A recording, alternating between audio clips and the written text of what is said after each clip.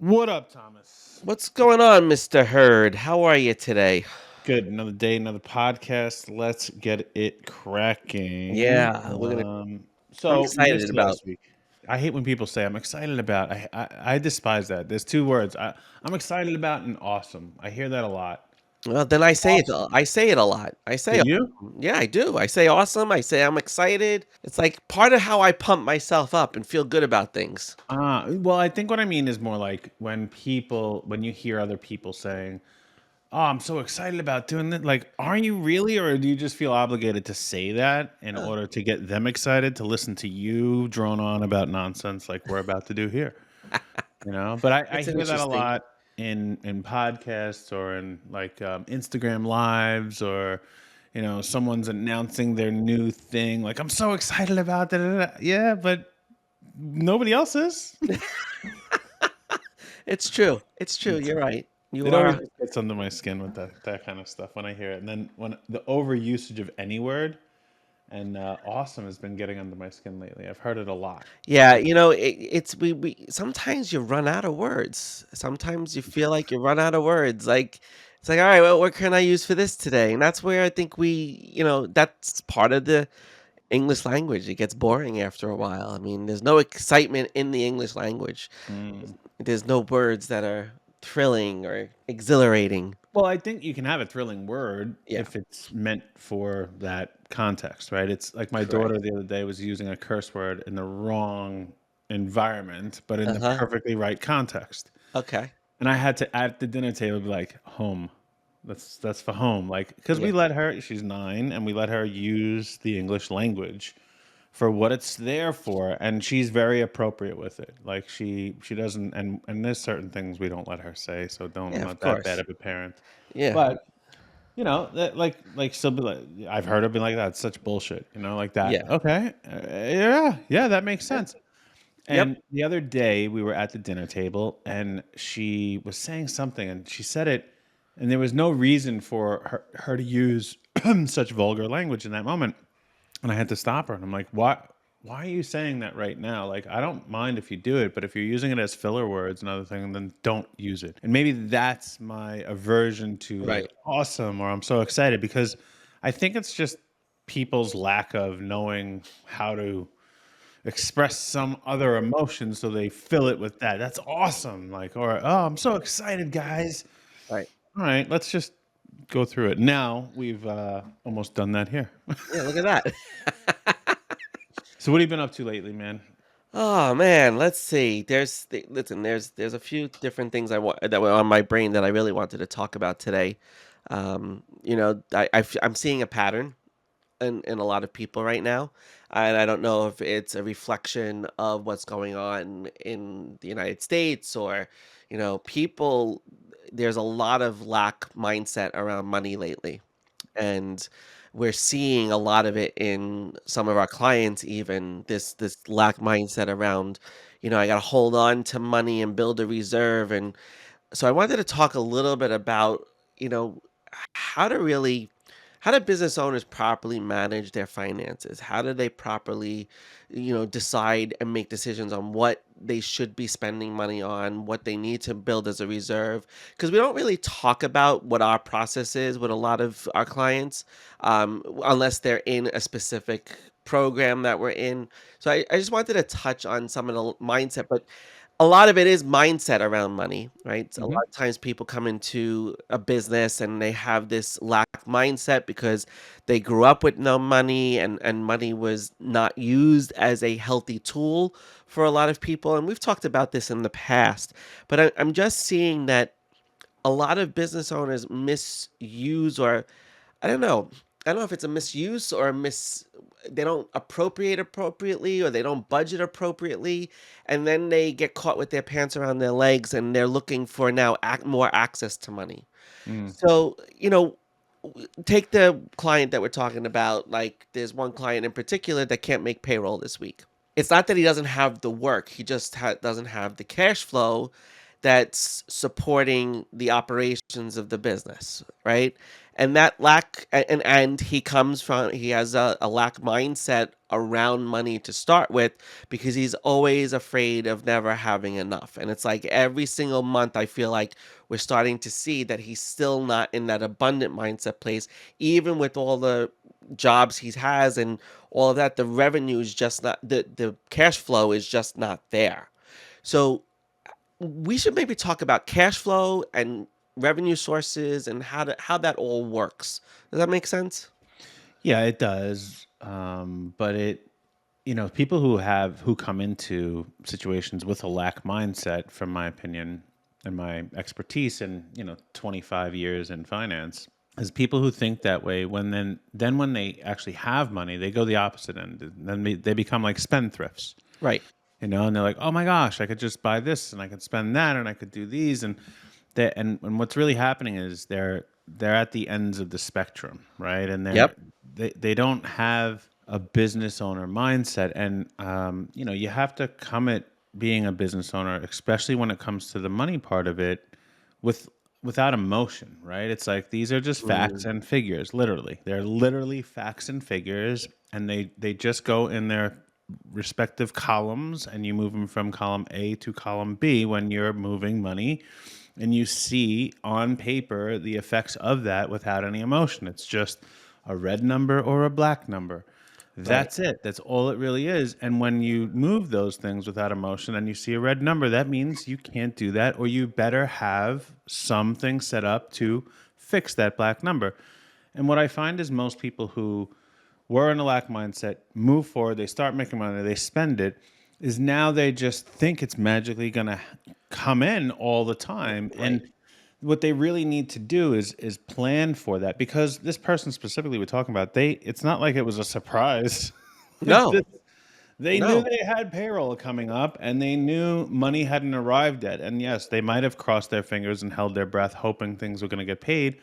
But when you're dealing with bills and things like that, especially when it's payroll, other people's lives, like you have to really prepare for that. It can't be at the 11th hour of all of a sudden Mhm. like, oh shit, what am I going to do?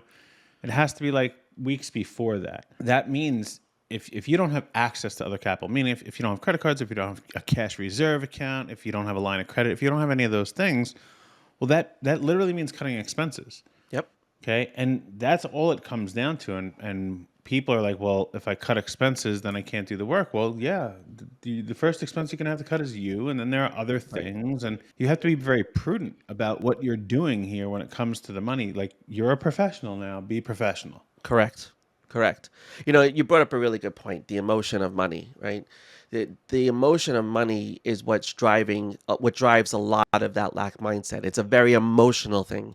They don't stick to the facts and the figures. They don't look at the objective, right? A plus B equals C.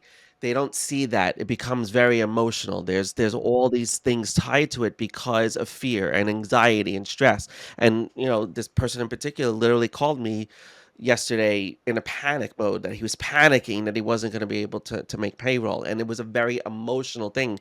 And what I had to do was talk him off the ledge to get him to start to just see the facts and figures and start figuring out the solutions, right? And get to the solutions and figure out, okay, what can we do that would not be as disruptive to the business and to the people? So do we split payroll? Do we just pay everybody on Monday? Hopefully the checks will come in. Who do we go after and try to get the accounts receivable in and try to get that money transferred into the bank, and just start doing all of the solutions and figuring out what is the best solution in this situation. And sometimes you just shit out of luck, and Yeah. it's not. There is no solution other than you just can't pay everybody, and Hmm. you have to wait until the money comes in, and then you got to find ways to make it up to the people, and hope that you still have everybody around next week, because Yeah. And that that's bad morale. what it comes down to is you might not have those people around. They might quit and be like, hey, I can't be in this situation again. And if that's the worst case scenario, that's the worst case scenario. But I will commend this gentleman, is that he did go deal with it head on. He went and spoke to his employees about it, let them know. Nobody Yep. quit. Everyone was understanding. He still, even after he went and did that, beat himself up about it and got emotional about it. Was turned it from like anxiety into anger. And I was like, well, you can't. Like, there's no emotion here. This is business. Mhm. You ever heard the cliche like, this is business. It's not personal. Correct. That's what this is. And I said, bringing emotion into any of these decisions doesn't help it. It only hurts it. And what Right. has to be done is you just have to, like, what is the one task I can do? And I gave him an analogy because he's a fitness dude too. And I said, look, imagine if you went to the gym and I said, okay, here's how we're gonna get fit. I want you to do sit-ups, squats, deadlifts, and barbell curls at the same time. Ready, go. Like, Okay. it's What? it's impossible. You can't do that. Yeah. Okay. So if you want to work this thing out, you have to say, all right, well, first I'll do the barbell curls, and then I'll do the deadlifts, and then I'll do the squats, and then I'll do the sit-ups, and then you have worked it out. Right. So I tried to give him something because he is very good disciplined with his fitness routine. That, like, and he laughed at me and he's like, ah, ha, ha, dick, blah, blah, blah. But I'm like, Right. no, no, no, that's seriously, you're trying to do deadlifts, sit-ups, squats, It's and curls to handle these business problems. mhm. And it's what happens is you're like, I don't know how to do that. So you do nothing and you get pissed and you get frustrated and that's what happens. And it's like everything in life is this way. All right. So think about it. Anything that you do, there's that you can't do it all at once. Right. Like you can't take a shit and take a shower and brush your teeth and get dressed at the same time. Now, could you? Yeah, but it's going to be really Really fucking hard. messy Yeah, and it's you're going to messy and defeat the difficult. purpose. Right. So this is it. It's anything that you do, you kind of already know how to run a business. Right. And it's just do one thing at a time, get it done, and move on to the next thing. And every time you get something done, it's going to cause the next thing. It's going to give you, like, okay, here's what's next now. And it's just that it's an issue with people who have had this end of the spectrum view on money, whether it was lack or like, oh my God, I got some, I could finally do the thing. Right. When I used to do financial planning, I used to ask everybody, I would say, hey, did you get a refund from your taxes? And 9 out of 10 times they said yes. And I was like, okay, well, we'll have to change that. I don't want the government holding your money all year long. Right. Right. So you're going to speak to your accountant because I'm not a CPA, and we're gonna make sure that's appropriate. You shouldn't be getting $27,000 back in a return. That means the Right. government held it and you paid interest on this thing and you could have blah, Right. blah. So every time I asked them, and it was usually like 5,000, 8,000, somewhere in that Right. neighborhood. So I said, all right, there's usually three things that people do with this refund they get. I'm like, so tell me what you did. And they tell me, and it was almost always one of these three things. The three things were they paid off a debt. Right. Okay. They went on a trip, or Yep. they bought that thing they always wanted to buy and said they couldn't afford. And this is exactly what business owners do. They pay off a debt. Yep. They go on a trip, and I don't mean a trip like they go away, but they decide to enter into a new thing, like we're gonna run ads Right. now, or we're gonna revamp the website. They go on a trip, or they buy something that they always wanted that they couldn't afford, which could be an employee or a new truck or a sign on their store or whatever it is. And it's just psychology. This is how human beings deal with money. I was lucky enough to go through something called the Sandler Training Series, and it taught you what the psychology really was behind people's dealings with money. Right. And it was really a wonderful thing, and it helped me to ask questions better. That's why I believe I'm so good at when I coach, because I can ask really good questions, because I'm kind of looking at the forest through the tree. I'm seeing the Goes forest through the trees. through the trees. Mhm. So those people who are dealing with that, it's usually that's what happens is they're like, oh, I won't spend money on anything. I won't spend money on Right. anything, even though they needed to in the beginning when they didn't have, they needed to actually spend some money. And Yep. now that they got the money, they're spending it on all the wrong places. Exactly. So both those ends are a disservice to what the goal in mind was, which is to build a healthy and successful and sustainable business. Yep. 100%. And then how do they deal with it, right? They deal with it with sales. Well, And that's the other piece, right? Like, you gotta yeah, go and make that's the sales. You yeah, gotta well, process. no, but that's how they want to deal with it. And, I've seen a lot of people lately. Maybe it's because of our course or anything else, but a lot of people are looking at LinkedIn as sales opportunity, sales opportunity, sales Mm. opportunity. Like, oh my God, LinkedIn's really good. It's a great opportunity. And while it is, I think they're looking at it wrong. They're being like, oh, I'm going to create content so I could do sales. I'm going to, do all my comments every single day so I could do sales. And I think what most people misjudge about social media or about networking or about going to conferences or any of these things. That is just a vehicle to get you the opportunity to go sell. That is not the place that you go sell. Right. And too many people think like, okay, I can, if I create really good hooks, if I do really good calls to action, I can sell. And it's like, no, no, no. This is just what gives you the opportunity to now go have a really genuine conversation with somebody. It's just, it is a conduit to good conversations. Yeah, it's interesting you bring that up because we were talking about that today in one of our group sessions. Like somebody is struggling, like no one is buying my stuff right from my post or from a DM. And you're right, no one is buying your stuff from a post or a DM. It's an opportunity to see who's interested in at least what you're saying, so that may and to then decide and identify, are they a prospect for you? Are they a client that would buy your services? And people use LinkedIn, but they see, so many people see the DMs in LinkedIn as, you see the sales pitch right away. Oh, they connect with you and they're selling you something, right? And so Mhm. it looks like a sales, whatever that. I don't know where I'm from today. A sales vehicle, but it's not. It's like you said, it's a conduit to making the sale. It's really just about connecting, networking, and determining whether or not this is a prospect for you. And if it is a prospect, you build a relationship and then you work that nurturing to get them to a conversation and potentially a close. But it's a long game. And we're seeing that too. Some of the people that have been doing this for 6 months, we know that this works, but you are the product of the work you did 6 months ago. And this one guy is seeing some benefit and return on all of his effort over the last 6 months, because now he's nurtured and he's worked with people and he's setting up the relationships and he's setting up the calls and he's making some of the sales. But it's a long game. Everybody wants that dopamine response, that immediate Well, satisfaction. no, but the thing is, it can be immediate. That's the Can thing. be. Well, no, no, no, but it really, really, really can be if you're understanding where you're at. If you're trying to, I don't know what kind of analogy can I do. If you're trying to go swimming and you're in the middle of a desert, it's not going to work, Right. right? And if you're like, Yep. man, I'm gonna swim in the desert. I'm gonna swim in the desert, and you're doing the backstroke, not going anywhere. You're just getting sand in your eyes. It's not good, right? It's not a good feeling. Like, this is not what I wanted. But it's like, no, no, no. I have to walk through the desert so I can get to the ocean so I can go swim.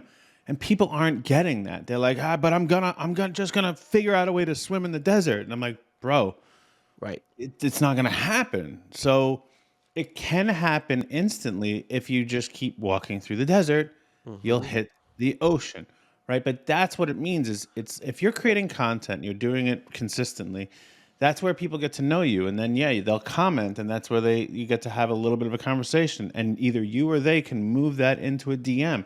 But still, that's not even the place to sell it. It's like, all right, let's go sell it. And you may have a funnel that you can drop them into, and that will sell it for you. Right. You may have another salesperson that you can hand this off to, and they'll sell it. Or it may be you where you set up an appointment. That's what I love the most is Hmm. I have them come directly to me for the majority of what we do, and then I have a conversation. And I would say 7 out of 10 people, it's not a good fit either for me or for them. Right. But that's what you're doing is you're just determining it. It's very much like dating. If you look at what this all is it's dating, and you don't just like go find someone and be like, hey, you want to date? No, you usually go out and you socialize and you see this person, you see them a few times, and you're like, that person seems like they're really cool. Maybe I should talk to them. And then you talk to them a little bit more, like, wow, kind of like them. Hmm. And you don't instantly like, hey, you want to get married and buy a house and get a dog and have kids, and they're like, what the hell's wrong with you, man? Hmm. Like, I don't want to do that. It's the same process, right? And you again, you don't just and maybe that's the issue. I'm just realizing this as we're talking. Maybe it's the issue of like there's so much online dating. You and I are in our late 40s, Hmm. and we didn't have online dating when we met our wives. At least I didn't. Did you? Nope. Nope. Right. Nope. Right. It's like you, Well, you it met some. existed, but we didn't meet them that way. Gotcha. Okay. It was the So beginning of the on. If you met somebody online in early 2000, it was like, whoa, like right, right, what is right, this right, right. about? Yeah. Like that's crazy. Yeah. So, I mean, I met my wife when I was a little kid, but then we really got together before there were iPhones invented. So Right. that's crazy when I think about that. Um, the point is that like maybe that is the issue is this newer generation is so used to like swipe left, swipe right, and then we go on a date, and then you quickly go through that like, do we want to screw or not? Right. Like Yeah. So there's this like expectation of like, let's just get through it. And there's no time to build a real relationship and Correct. understand it's not about let me get them in bed or let me go out on a second date with them. What it's really about is, do I want to spend more time I'm with with you? them. Mhm. And I think that's the thing that most people are missing is they're not taking moments to say, hey, this opportunity I have in front of me, do I want this opportunity? And there's something that I say often is it an opportunity or is it your opportunity? Right. And too many people are just taking opportunities that aren't theirs. Mhm. And then they get in and they're like, this isn't working. Yeah, it's not working because it wasn't your opportunity, man. Right. So sometimes we have to be able to just take a step, go through it, have the conversation, but it's not on your content. It's not even in your comments. It's not, and most likely, it's not even in your DMs. It's where you move them after that. Correct. And it is certainly okay to move them into a funnel or set up an appointment or do a call but there needs to be a more in-depth information exchange, whether that's your Right. website or you, but that's where it happens. Yeah, So, it's a really interesting point. You're right. Swipe left, swipe right. People don't spend the time building relationships. They just want to get to the date to see if that person's right for them. That's it. They rush the process, yeah. right? And because they it's because there's plenty of access, right? There's plenty of opportunities. Swipe, everybody's on the same thing, and there's plenty of opportunities, and they just want to find the opportunity. Mhm. And I mean, that may also be because many people that we've worked with over the last few years, they're not locked in, meaning they don't really believe in what they're doing. They think it's a good idea. They're like, hey, this product or this service is a pretty good idea, Right.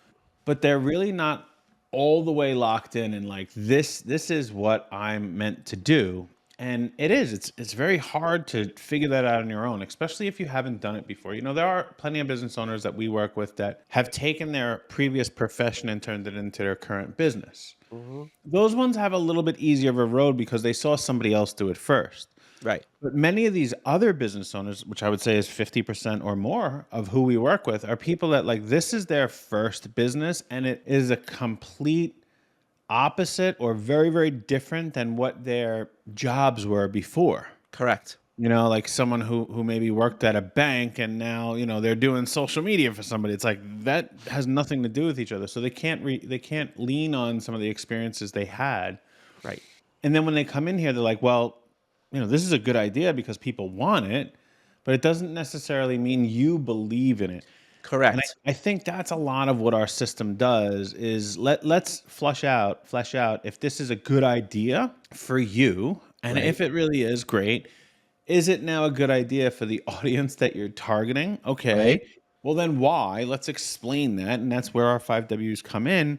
But it's like it sometimes it just takes that second set of eyes, like you and I as coaches, or even having a friend take a look at this or a mentor and be like, hey, what do you see? Because you start to get what's called confirmation bias, and you start finding ways to believe in it, but you're not really like, hey, this is definitely what I should be doing.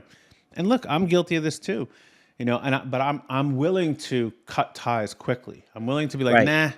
And it's not about shiny object syndrome and I want the other thing. It's like, hey, I like to test. I like to test. I've done it my whole life. And it's like, let me feel this. Let me see who wants it out there. Even today, I had a client that was just like, I just want to be around you and Tom. And my brain's already like, are there ways to do that without Right. creating a whole new thing? And there's not. We have stuff that we could plug people into, and there's not enough where I want to have just like, hey, come hang out with Adam and Tom and feel good. Hmm. But there's times when you have to just be like, okay, this doesn't work for me. Forget the Right. freaking audience. I don't care what you sell. You drive around your neighborhood, ladies and gentlemen, and just look, like go outside of your neighborhood, drive around the where the stores are and the industrial parks, and every one of those buildings has a multimillionaire running it. Like it's not that impressive to be a millionaire, by the way. Okay, it just isn't. Sorry. Right. But all those things are millionaires running it. And it doesn't mean that all these people around you are that much more disciplined, that much smarter, had that much better of a mousetrap to sell. They might be selling pipes for plumbing. They might be selling kitchen tiles. They might be selling ice cream cones or pizza or dresses or skincare or services like accounting and coaching. Like you can do anything, but if you're not in it, you're not going to ever be successful unless you go home miserable every night Yep. and you're like, another day, I did the job, But if you started a business, that's usually why you started a business, because you didn't want to do those things any longer. You didn't want to feel gross when you went to bed every night. It's amazing, like, when you think about some of the challenges that people put in front of them, it's because they've never had that experience before, and they wanna do this thing, but they're not sure how to go about it, and that's what creates more roadblocks and creates more obstacles for them to overcome, and it's such a mindset thing. Like, when you go into this, when you decide that you're gonna become a business owner, you gotta believe in what it is, and you gotta make sure it works for you, but you also have to have the mindset of, you're gonna learn a lot, that this is a huge learning process, and you have to enter the whole process curious and open to Yeah. learning, and recognize that you don't know what you don't know, and so much of what you don't know is going to come out during that process.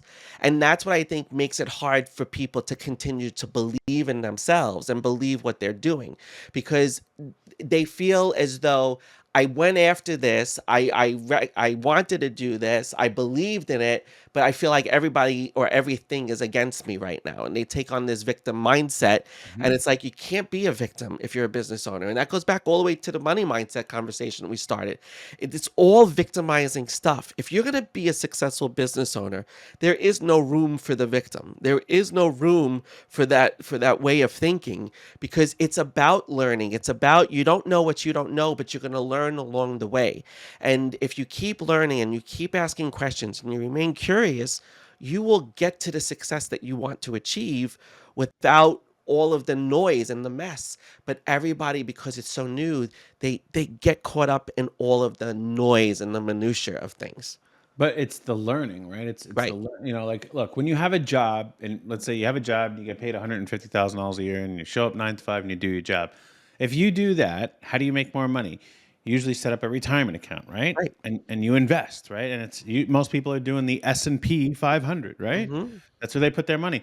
Well, when you're a business owner, you have to invest in the S and Me 500. You have to invest in yourself, right? That's where you're putting that investment to gain the skills, gain the knowledge, how to be a business owner, how to run ads, how to hire people, how to lead, how to manage, how to develop my product better. Like, you really have to invest in yourself. I mean, look, that's why Tom and I have a coaching practice, because we're constantly helping people with that investment in themselves, in their company, in their skill sets, in their problems, how to manage things, overcoming things, dealing with growth and expansion. I mean, all these things is, if you're not investing in yourself, then what are you investing in? Correct. Right? That's what it is. Correct. And if you're at that point where you're not going to constantly have this growth mindset, you're not going to always go back and learn, then maybe really business isn't for you, and that's okay too. There's nothing wrong with that. My Right. wife has a wonderful career. My best friend has a wonderful career. Like, you don't have to start a business.